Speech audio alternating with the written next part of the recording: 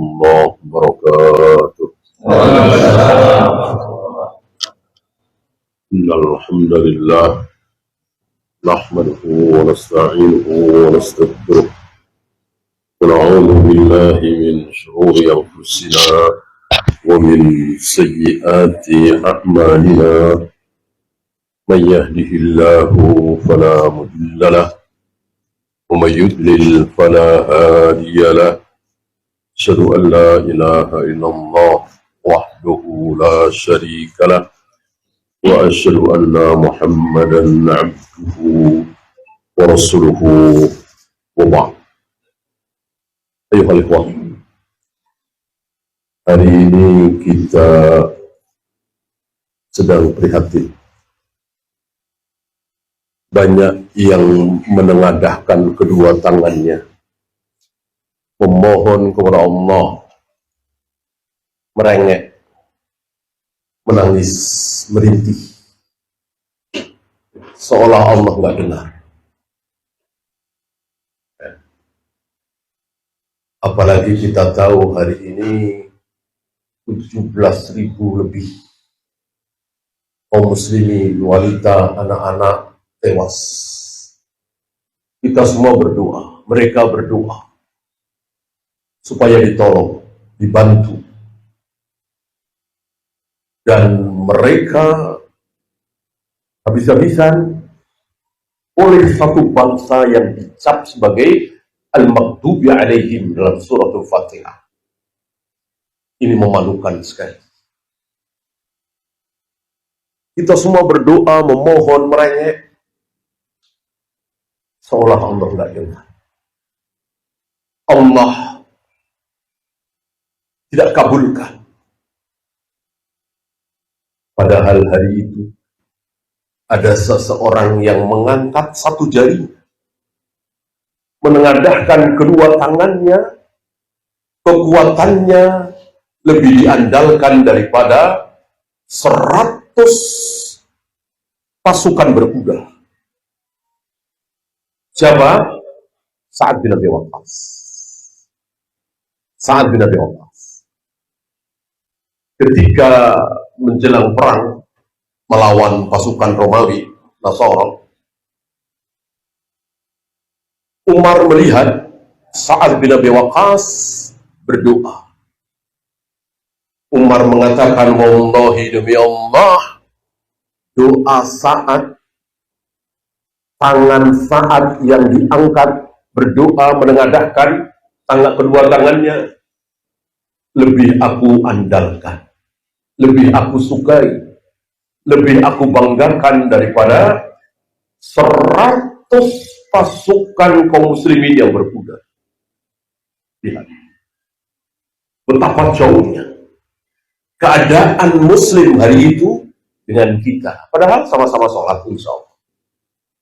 Sama-sama sholat, sama-sama beriman, sama-sama bersahadat, sama-sama puasa Ramadan. Ini ada apa? Betapa para sahabat adalah kaum muslimin yang sangat luar biasa. Bahkan ada di antara mereka satu orang yang usianya belum begitu tua, 38 tahun kira-kira, meninggal. Saat meninggal, apa yang terjadi? Ihtazzal arsy, arsy berguncang. Kayak apa ini mulianya anak muda ini? Siapa masih ingat namanya? Sa'ad bin Mu'adz.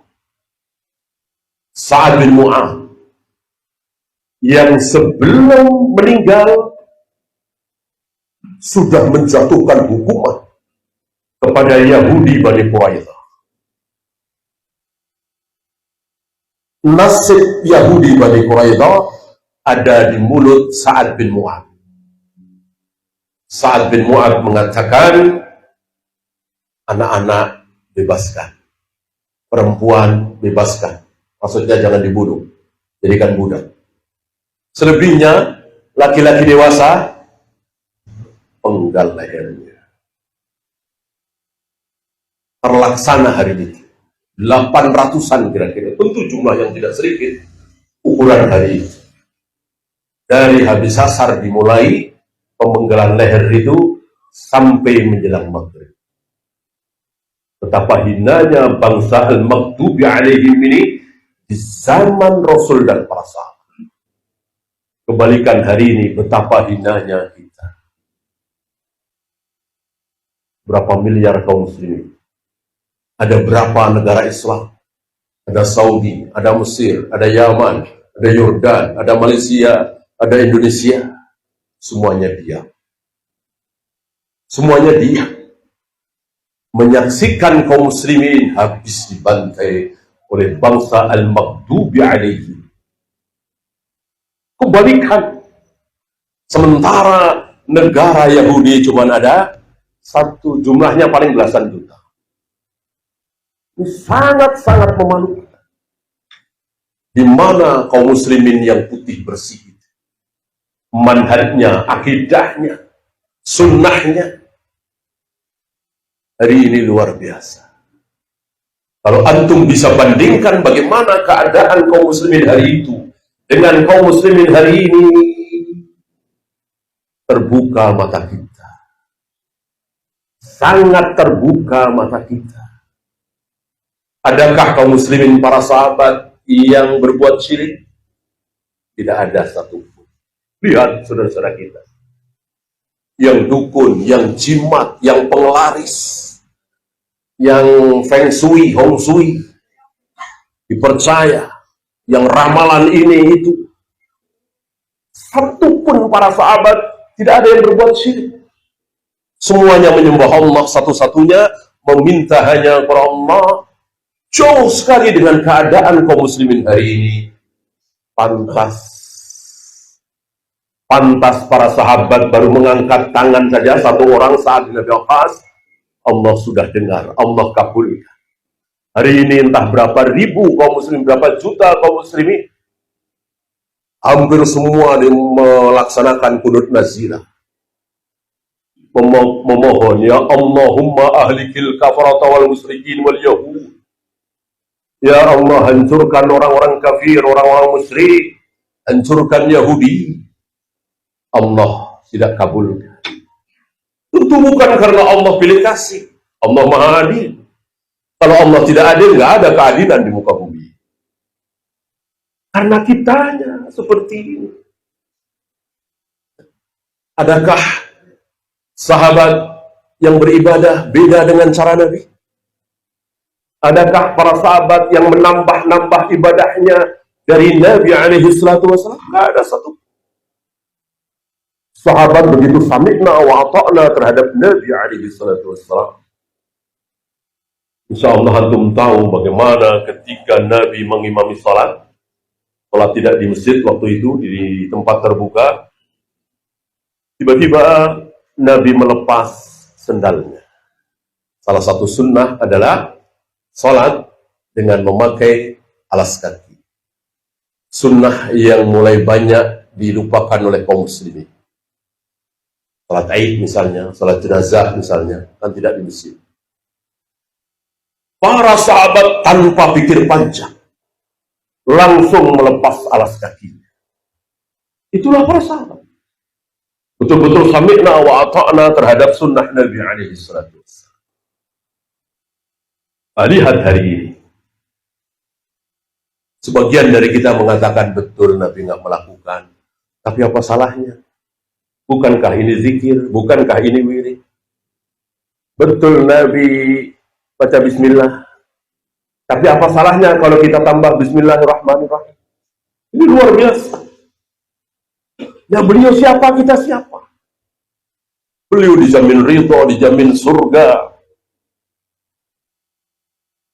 Seluruh para nabi, para rasul tidak berani berbicara kepada Allah kelak kecuali beliau. Surga belum boleh dimasuki oleh siapapun sebelum beliau. Karena beliau lah yang membuka gerbang surga itu. Bagaimana beliau mencontohkan sesuatu yang kurang baik, kurang sempurna? Bismillah doang. Di mana-mana Bismillahirrahmanirrahim, kenapa beliau Bismillah doang? Hilangkan. Tidak mungkin beliau mencontohkan bukan yang terbaik. Ketika beliau mau makan, mau wudhu, mengucapkan hanya bismillah, maka kita ikuti beliau. Dan begitulah para sahabat. Maka tidak ada sahabat yang beribadah tidak sesuai dengan sunnah Nabi alaihi salatu wassalam. Sementara kita lihat hari ini, luar biasa. Abu Darda masih beberapa belas atau berapa puluh tahun dari Nabi wafat. Saat beliau hidup, beliau mengatakan, yang aku lihat dari Nabi dan dari kalian yang sama hanya sholat. Itu zaman beliau. Bagaimana seandainya beliau hidup hari ini? Betapa luar biasa perbedaan. Sholat, zikir, baca Al-Quran, haji, umrah.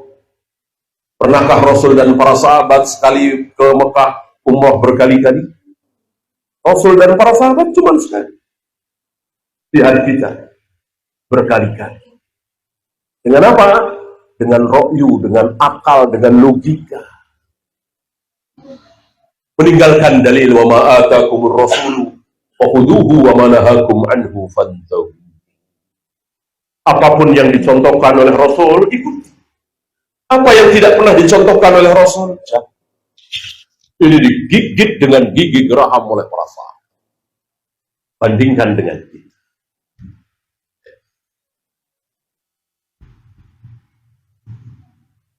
Yang kita bahas tadi, Sa'ad bin Mu'adz. Khulafa'ur Rasyidin bukan. Sa'ad bin Mu'adz al-Khulafa'ur Rasyidin bukan. Bukan. Termasuk 10 orang yang dijamin masuk surga?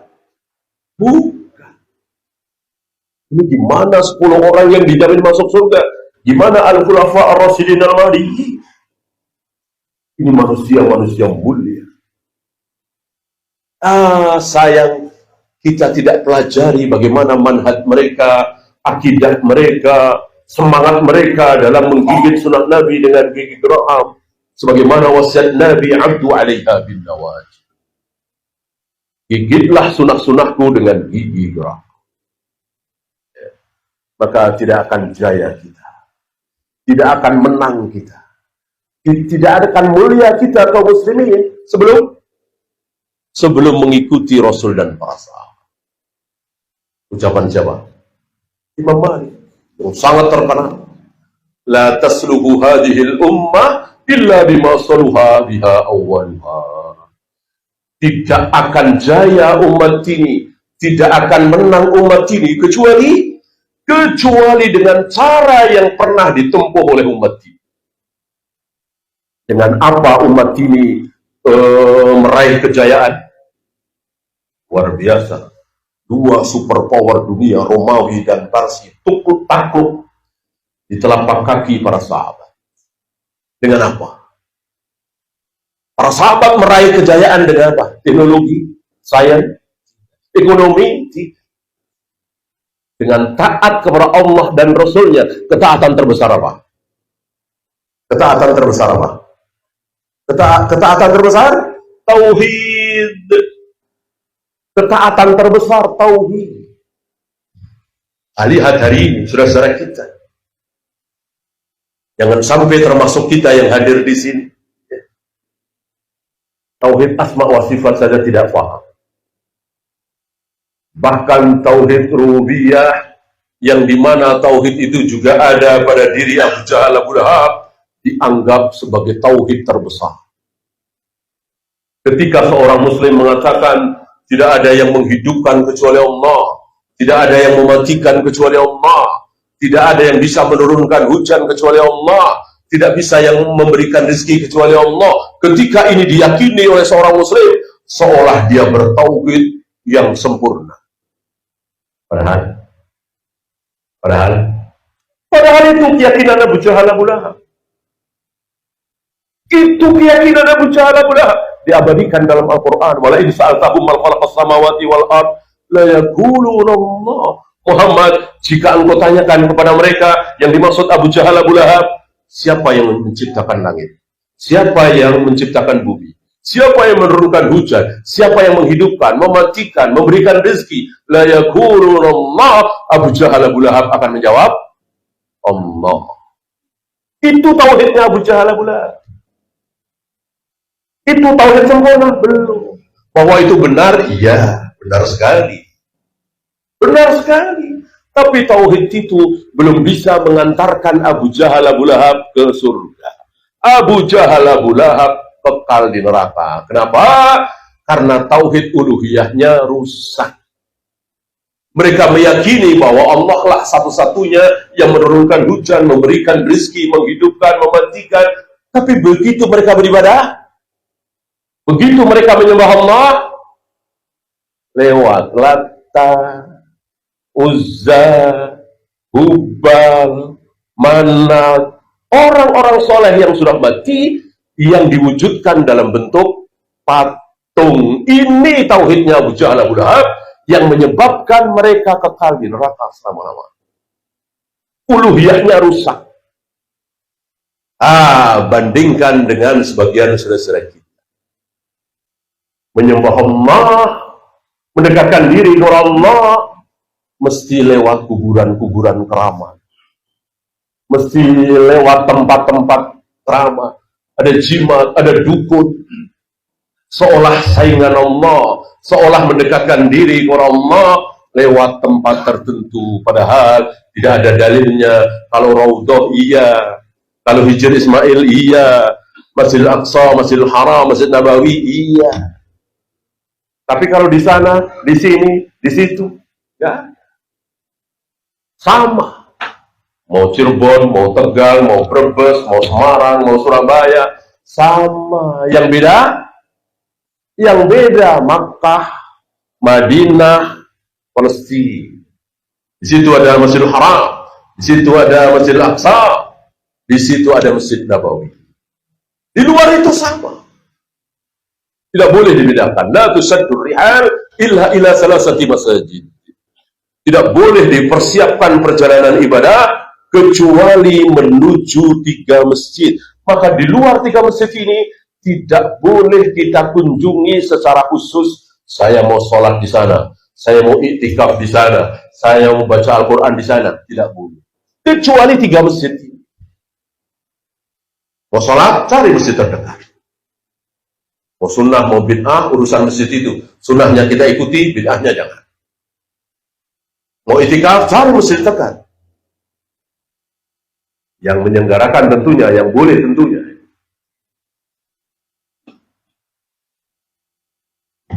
Baca Al-Quran di rumah. Nabi menyuruh kita baca Al-Quran di rumah. La taj'alu buyutakum maqabir. Jangan jadikan rumah-rumah kalian seperti kuburan.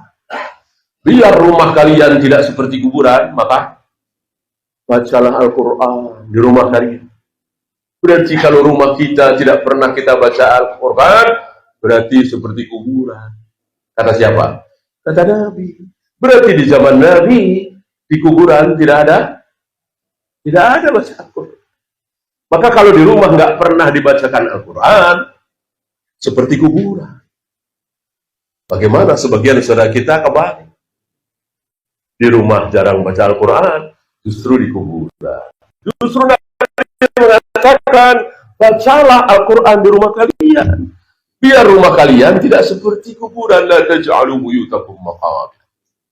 Kenapa ini bisa dibalik? Ini satu di antara sekian ratus contoh bagaimana penyelewengan kaum muslimin terhadap sunnah Nabi. Maka pantas sekali kalau sampai hari ini Allah belum tolong kita kaum muslimin. Allah biarkan kaum muslimin dalam keadaan terlunta-lunta, dalam keadaan menderita, karena memang itu sunatullah. Allah bikin aturan. In tansurullah yansurkum. Allah hanya mau menolong kalian kalau kalian menolong agama Allah. Sudahkah kita tolong agama Allah? Kalau kita ingin ditolong oleh Allah, tolong dulu agama Allah. Gimana menolong agama Allah yang besar ini? Menolong agama Allah di diri kita saja, kita kesulitan. Malas, subuh kesiangan, sholat zuhur jam 2, sholat asar setengah 5, jenggot dipotongin, nggak pakai jilbab, makan riba, judi asuransi, ya ikut-ikutan bangsa al-maghdubi alaihim waladhdallin. Padahal 17 kali dalam sehari semalam kita memohon kepada Allah, ihdinas siratal mustaqim. Berikanlah petunjuk kepada kami ya Allah, jalannya orang-orang, jalan yang lurus. Jalannya siapa? Jalannya orang-orang yang telah Engkau beri nikmat. Siratal ladzina an'amta alaihim. Siapa orang-orang yang telah diberi nikmat? Siapa? Dijawab dalam surat An-Nisa, Rasul dan para sahabat. Alladzina an'amta alaihim, orang-orang yang telah Engkau beri nikmat adalah Rasul dan para sahabat. Tunjukilah kepada kami bagaimana cara beragama Rasul dan para sahabat. Ghairil maghdubi alaihim, bukan jalannya orang-orang yang Engkau murkai. Siapa? Al-maghdubi alaihim, yang dimurkai oleh Allah siapa? Al-Yahud. Langsung keluar dari lisan Nabi alaihi salatu wasallam. Al-maghdubi alaihim al-Yahud. Bukan jalannya orang-orang yang Engkau murkai ya Allah, waladhdallin, bukan jalannya orang-orang yang sesat. Siapa yang sesat? Nasrani. Jadi minimal 17 kali dalam sehari semalam kita memohon seperti ini kepada Allah. Tapi kenapa yang kita mohon malah kita langgar? Lahir 10 Januari, maka di 10 Januari itu nyalain lilin. Umurnya 12, lilinnya 12. Udah nyala, ditiup lagi. Kurang kerjaan itu. Ini jalannya siapa ini? Apa iya Rasul dan para sahabat mencontohkan seperti ini? Ini jalannya al-Yahud wal Nasara, al-maghdubi alaihim waladhdallin. Kita ikuti. Hampir tidak ada kaum muslimin yang tidak kenal ulang tahun ini. Rasul dan para sahabat, sampai kepada Imam Syafi'i, Imam Bukhari, Imam Muslim, gak ada satupun yang kenal dengan ulang tahun ini. Ini ditiru oleh kaum muslimin. Bahkan sampai ke sekolah-sekolah Islam yang tidak bermanhaj salaf. Ulang tahun. Kalau kita lahir 1 November, ada apa di 1 November itu? Ya nggak ada apa-apa. Kalau kita lahir 10 Desember, ada apa di 10 Desember? Ya nggak ada apa-apa. Namanya tanggal kan berputar. Ini Yahudi dan Nasrani membohongi kita. Oh, ada sesuatu. Nggak ada. Yang ada apa-apanya itu apa? Yang ada apa-apanya itu apa? 1 Syawal itu ada apa-apanya. Ada sholat 2 rakaat di situ. Ada khutbahnya sekali di situ. 10 Dzulhijjah itu ada apa-apanya. Ya. 9 Dzulhijjah ada puasa Arafah. Allah yang paling tahu. Jangan kita menyaingi. Ya.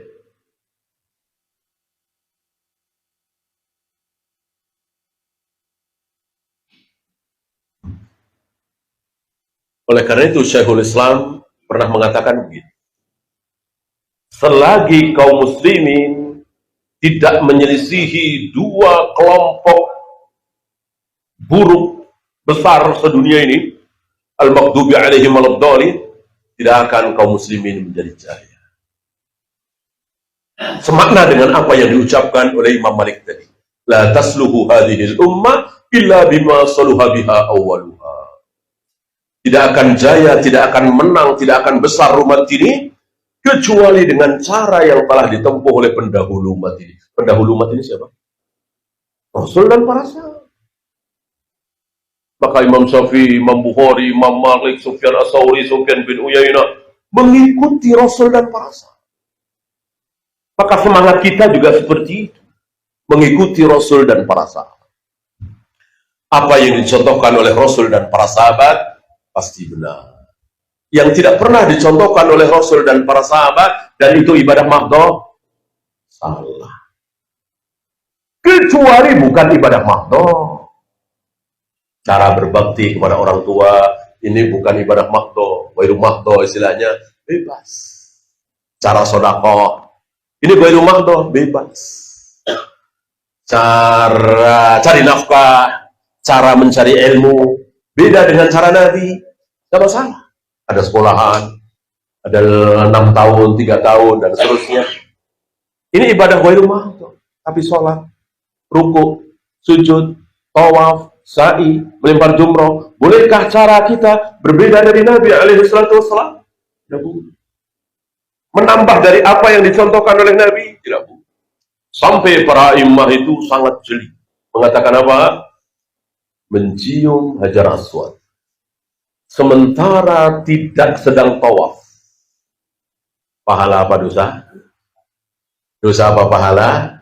Dosa. Karena Rasul dan para sahabat nggak pernah nyium hajar aswad di luar tawaf. Rasul dan para sahabat mencium hajar aswad pas tawaf. Ketika tawaf, karena berkeliling, pasti kan melewati hajar aswad. Dicium. Kalau bisa. Kalau tidak bisa, Rasul menempelkan tangan beliau di hajar aswad itu, lalu tangannya beliau cium. Kalau tidak bisa juga karena terlalu berdesak-desakan, beliau tidak memaksakan diri, tidak mau takalluf, maka beliau dari kejauhan berisyarat dengan tangan kanannya, telapak tangan kanannya seperti itu, sambil menghadapkan wajahnya, badannya ke arah hajar aswad, tanpa dicium. Jadi seperti semuanya ada aturannya dan dicontohkan oleh Nabi alaihissalam dan dihafal betul oleh para sahabat. Nabi begini, Nabi begini, Nabi begini. Ketika beda, maka siap-siap dosa. Yakum wa muhdatsatil umur, wa inna kulla muhdatsatin bid'ah wa kulla bid'atin dhalalah wa kulla dhalalatin. Hati-hati terhadap ibadah-ibadah yang tidak ada contoh dariku.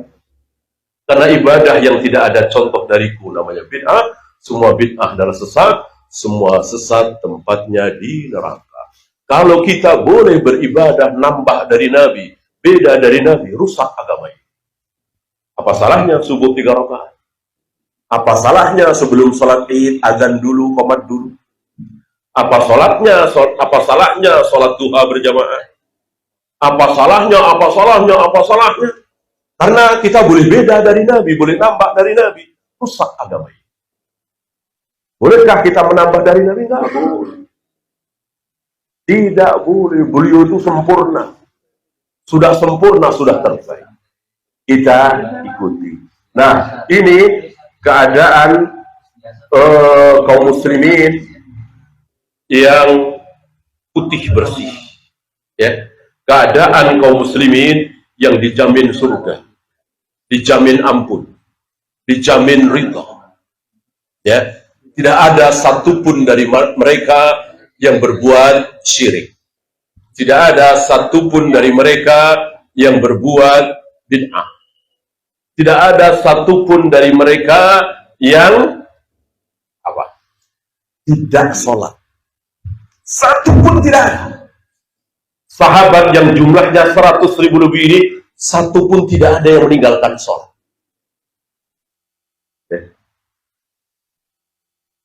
Puasa, zakat, haji. Yang ada pada diri sahabat, berbuat syahwat ada. Tapi sedikit sekali. Masih ingat? Seorang sahabat yang berzina, namanya siapa? Ma'iz dan perempuan Gomidiyah yang akhirnya hamil. Bisa dihitung dengan jari. Karena memang mereka bukan malaikat. Berbuat dosa karena syahwat ada. Karena subhat tidak. Ya. Dan mereka mengakui kesalahannya. Ma'iz ini dan perempuan tadi mengakui kesalahannya. Datang kepada Nabi, minta dihukum. Akhirnya direjam, mati. Dan Nabi mengatakan, laqad tabat taubatan. Sungguh wanita ini telah bertaubat, dan seandainya tobatnya dibagi untuk 70 ahli Madinah, la wasi'athu. Cukup. Ya, berakhir dengan taubat. Dan satu lagi, tidak ada yang mengulang. Tidak ada yang mengulang. Misalnya mencuri 2 kali, berzina 2 kali, enggak ada. Sekali. Habis itu taubat. Bandingkan dengan kita, keadaan kaum muslimin hari ini. Kita tidak bisa menghitung berapa juta kaum muslimin yang berzina, yang minum khamr, yang berjudi, yang meninggalkan sholat, yang rusak tauhidnya, yang berbuat bid'ah, dan seterusnya. Maka jangan ngiri. Kalau para sahabat langsung ditolong oleh Nabi, berapa jumlah sahabat ketika perang Badar? Kira-kira 313. Mirip jumlah kaum Talut yang melawan Jalut. Berapa jumlah pasukan Abu Jahal, Abu Lahab dalam perang Badar itu? 1000 lebih. Menang. Allah berikan kemenangan. Allah tolong. Sekali lagi, berapa miliar jumlah kaum muslimin hari ini? Berapa puluh negara Islam hari ini? Berhadapan dengan Yahudi yang cuma belasan juta, cuma satu negara, tidak sanggup. Seolah hanya nonton, melihat kaum muslimin dibantai habis di Gaza. Luar biasa. Tadi, karena kita belum tolong agama Islam ini. Kita belum tolong agama Allah. Inilah keadaan kaum muslimin. Kita melihat sejarah. Keadaan kaum muslimin luar biasa ketika Nabi masih hidup. Dan permasalahan-permasalahan dijawab dengan wahyu. Mungkin antum pernah dengar, seandainya peristiwa Aisyah tertinggal dari pasukan, itu Nabi sudah wafat. Wahyu sudah putus. Barangkali akan tercoreng nama Aisyah sampai hari ini, sampai hari ini. Ya, insya Allah antum tahu ceritanya, lumayan panjang. Intinya bahwa Aisyah naik unta. Unta itu dituntun oleh Safwan bin Al-Mu'attal. Di malam yang gelap gulita, mereka berdua. Sementara Rasul dan para sahabat sudah di depan. Ini terjadi karena ketika pasukan istirahat, Aisyah buang hajat, keluar dari tandu. Ya, kesalahan teknis, dan tentu ini kehendak Allah ya. Ketika Aisyah buang hajat, tidak bilang-bilang. Pikir Aisyah cuma sebentar, nanti balik lagi. Begitu balik lagi, Rasul dan para sahabat sudah berjalan. Sudah berjalan. Mengira bahwa tandu itu sudah ada Aisyah di dalam. Aisyah berpikir pasti nanti akan ada yang kembali menjemput beliau.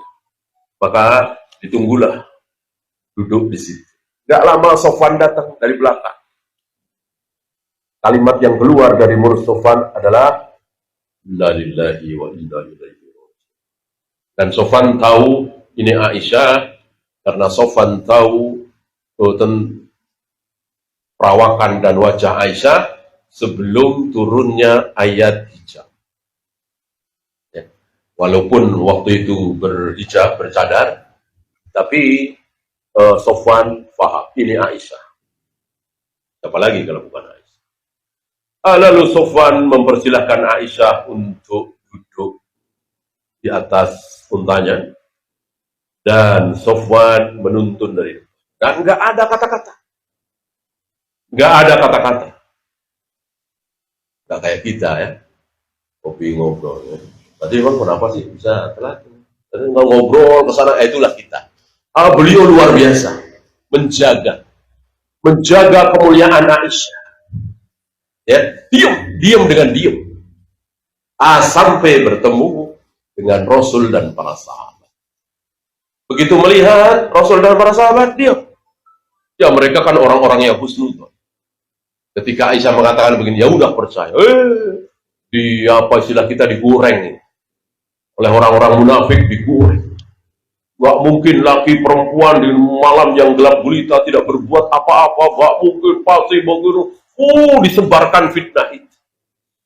Jangankan para sahabat, Rasul saja terpengaruh. Buktinya beliau memerintahkan Aisyah untuk sementara pulang ke rumah orang tuanya, Abu Bakar. Berarti kan terpengaruh beliau. Alhamdulillah wahyu belum putus. Nabi masih hidup, berarti wahyu belum putus. Turunlah apa yang terdapat dalam surat An-Nur, menyatakan bahwa Aisyah bersih dari tuduhan. Diam semua. Coba kalau wahyu sudah putus, tercoreng nama beliau sampai hari ini. Ya, ini nikmatnya, lezatnya zaman wahyu. Jadi ada apa-apa dijawab oleh wahyu, ada apa-apa turun ayat. Luar biasa. Oleh karena itu, seminggu setelah Nabi wafat, Abu Bakar dan Umar mengunjungi seorang nenek-nenek tua.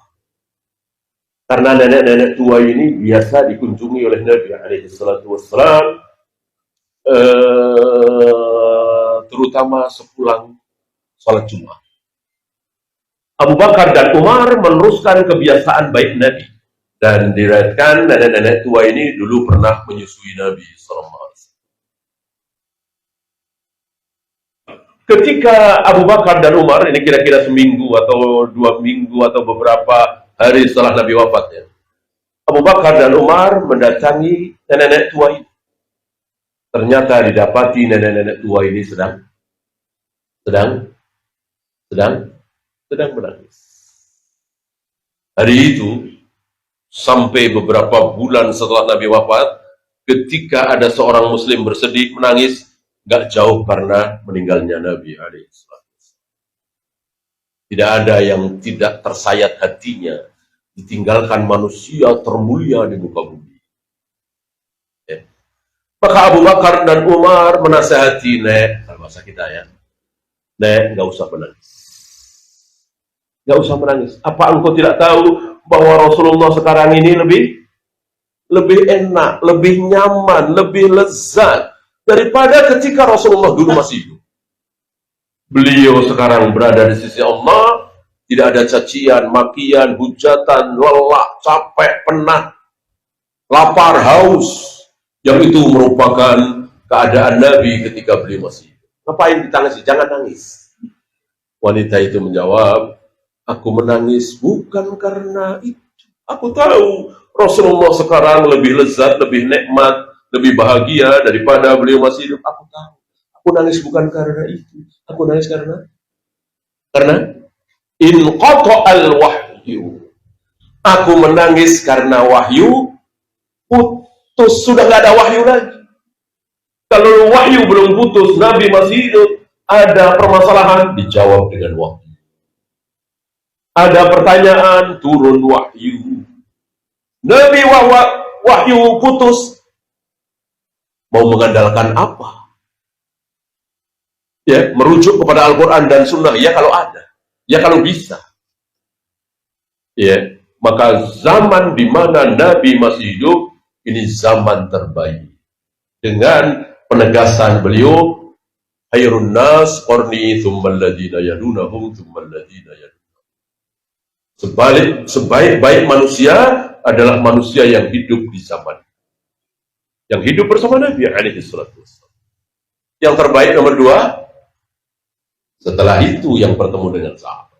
Yang bertemu dengan Nabi namanya sahabat. Yang bertemu dengan sahabat namanya tabi'in. Yang bertemu dengan tabi'in, atba'ut tabi'in, itulah generasi terbaik.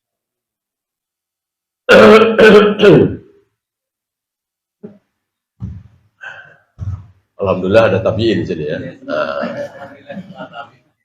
Nah, ketika Nabi wafat, kaum muslimin dipimpin oleh Abu Bakar. Abu Bakar. Keadaan masih sama, walaupun tidak sama persis ya, wahyu sudah putus. Maksudnya belum ada syubhat. Belum ada syubhat. Ya. Semuanya masih bertauhid, menggigit sunnah dengan gigi geraham, belum ada aliran sesat, belum ada syubhat. Syahwat sudah ada. Zaman Nabi syahwat sudah ada. Syubhat yang belum ada.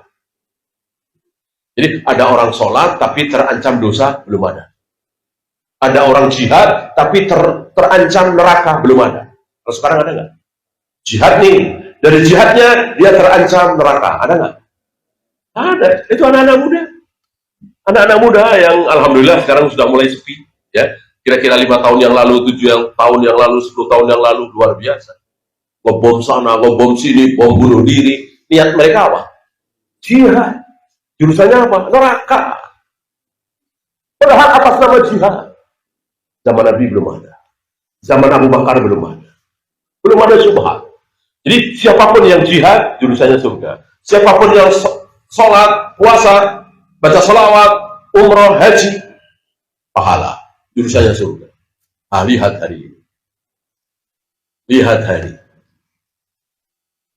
Betapa banyak sekali kita saksikan. Entah berapa ratus, berapa ribu amalan-amalan ibadah yang terancam neraka. Kenapa? Karena tidak mencontoh Rasul dan para sahabat. Hari itu, di zaman Rasul, di zaman Abu Bakar, belum ada. 2 tahun kira-kira Abu Bakar memimpin kaum muslimin, beliau wafat. Diganti oleh siapa? Diganti oleh Umar. Ketika Umar memimpin kaum muslimin, keadaan sudah berubah apa masih sama?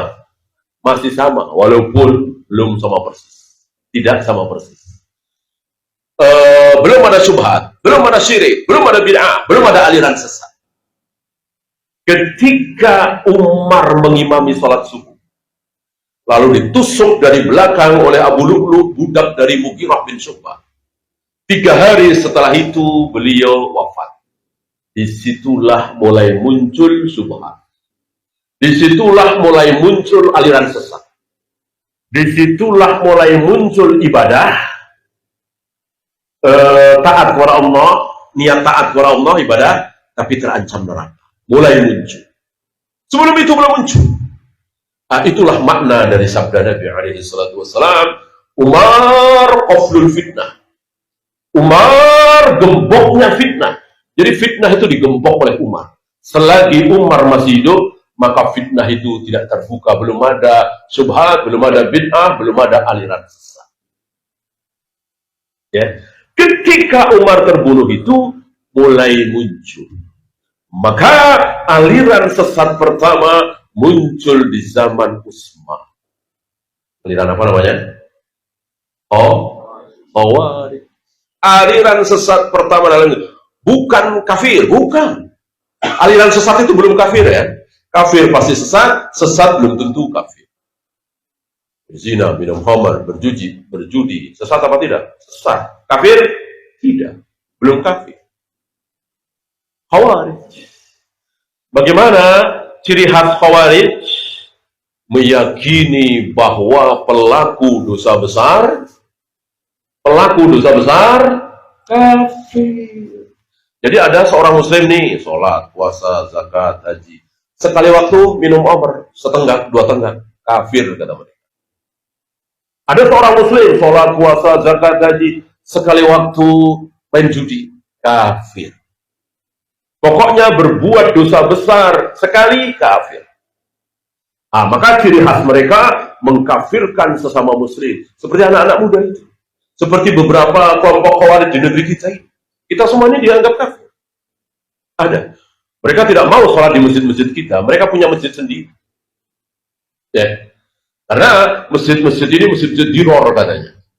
Dan najis katanya. Dan kita semua ini kafir. Inilah Khawarij. Mudah sekali mengkafirkan sesama muslim.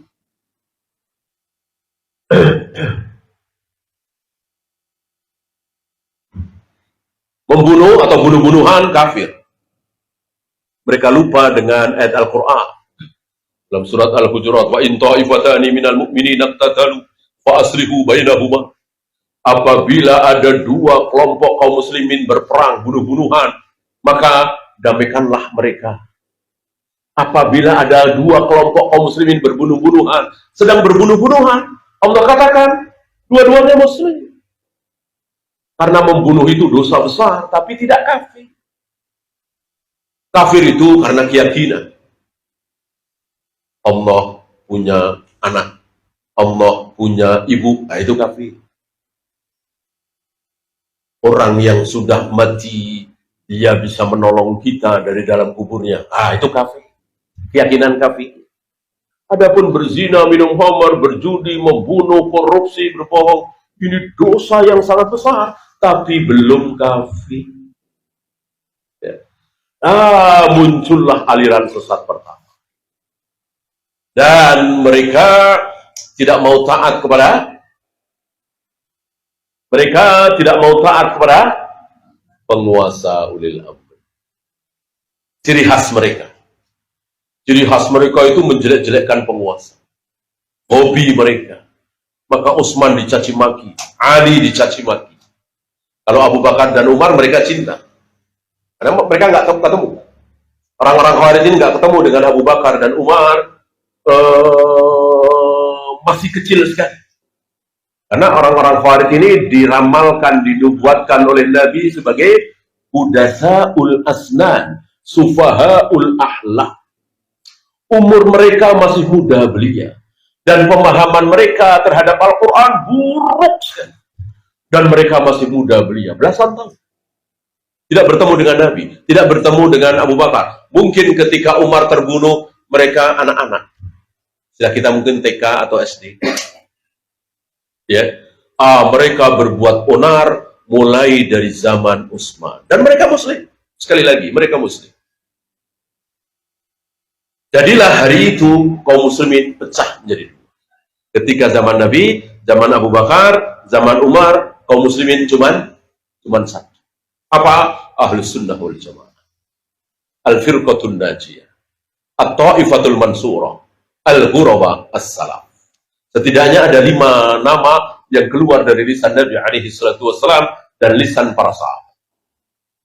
Ahlus sunnah wal jamaah, al-firqatul najiyah,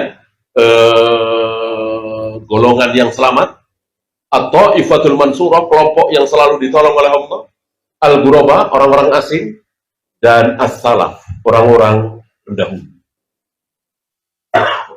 Sampai Umar terbunuh tadi.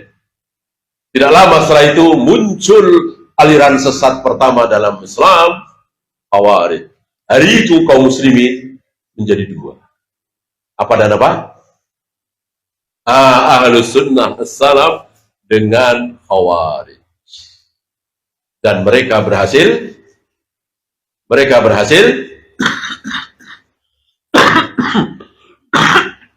membunuh Utsman. Mereka berhasil membunuh Utsman. Oleh karena itu, Ali bin Abi Thalib terpaksa menghentikan perluasan daerah Islam. Kalau Rasulullah mengirimkan pasukan ke Romawi, Parsi, Abu Bakar juga mengirimkan pasukan, ada perang Yarmouk dan seterusnya. Umar bin Khattab juga mengirimkan pasukan, Utsman, Ali tidak mengirimkan pasukan kemana-mana. Ali bin Abi Thalib sibuk dalam negeri istilahnya, memerangi kaum Khawarij. Karena sangat berbahaya. Anak-anak muda dan diriwayatkan badan mereka itu kurus-kurus. Kenapa? Karena hampir setiap hari berpuasa. Muka mereka ini pucat-pucat. Karena hampir setiap malam, sholat tahajud. Dahi mereka hitam bekas sujud. Artinya ibadah mereka luar biasa. Luar biasa banyaknya ya, bukan luar biasa sunnahnya. Adapun sunnah, mereka jauh dari sunnah. Saking jauhnya, dan mereka itu bodoh. Pemahamannya itu bodoh sekali. Saking bodohnya, antum masih ingat?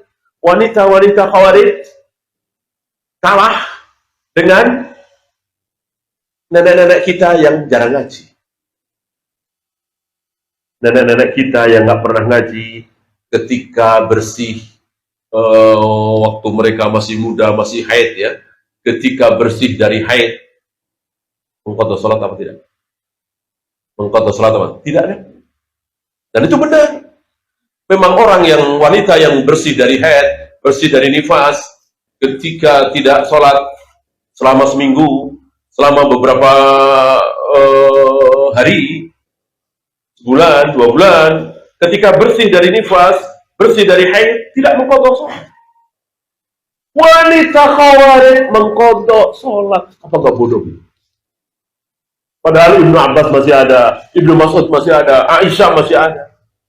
Karena itu Aisyah pernah ditanya oleh seorang wanita, apakah wanita yang bersih dari haid harus mengqadha sholatnya? Aisyah balik bertanya, aharuriyatun anti? Apakah engkau itu seorang wanita haruri? Haruri itu dari haruro.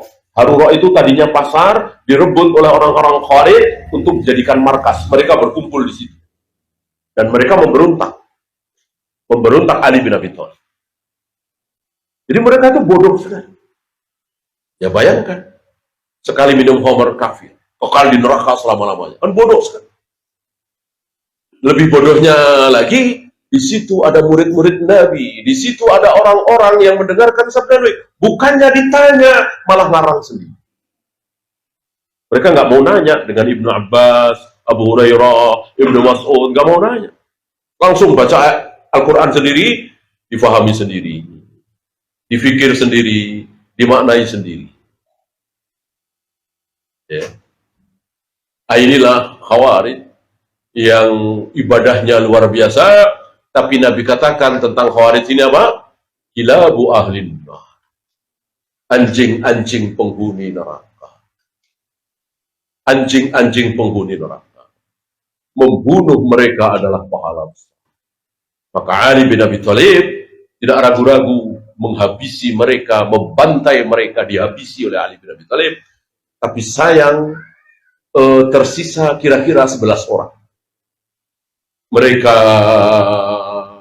bersembunyi, dan setelah itu mereka meneruskan dakwah Khawarijnya sampai hari ini. Adakah hari ini anak-anak muda, sekelompok orang yang mudah mengkafirkan sama Muslim? Ada. Itulah cikal bakalnya adalah Khawarij. Penerus dari Khawarij. Adakah hari ini kaum muslimin yang mengatakan bahwa berzina, minum khamr, berjudi kafir? Ada. Adakah hari ini kaum muslimin yang hobinya mencaci maki penguasa, tidak mau taat kepada penguasa? Ada.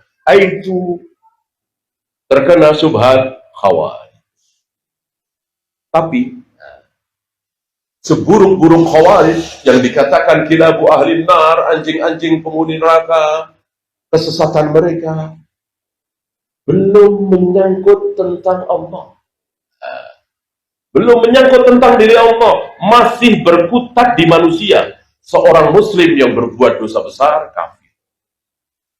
Khawarij tidak mengatakan Allah tidak begini, Allah tidak begini, Allah tidak begini. Al-Quran dan Sunnah yang berbicara tentang Allah ditolak oleh orang Khawarij. Nah.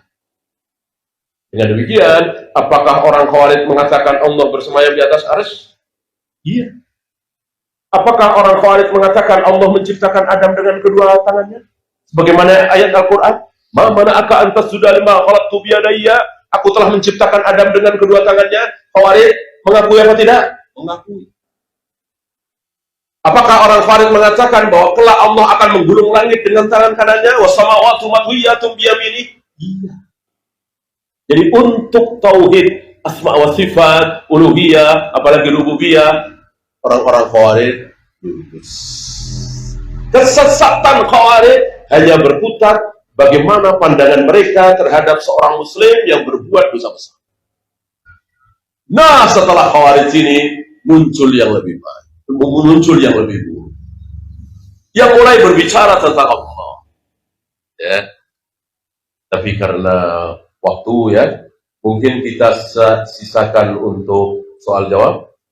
Barangkali sebelum kita tutup, barangkali ada yang akan ditanyakan. Silakan.